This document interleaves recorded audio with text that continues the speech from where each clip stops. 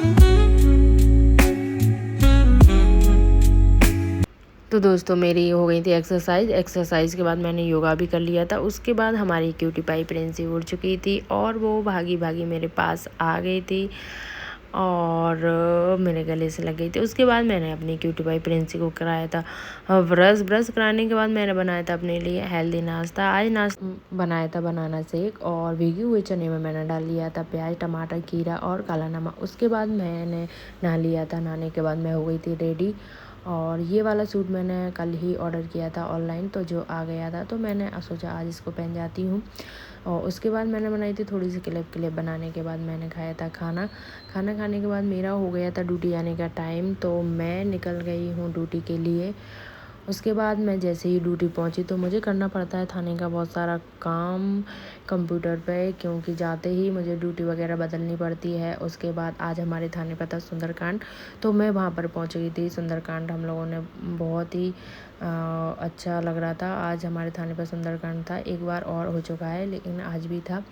तो मैं लेट हो चुकी थी तो मैंने सुंदरकांड नहीं पढ़ा था, तो मैं बाहर इधर ही बैठ गई थी।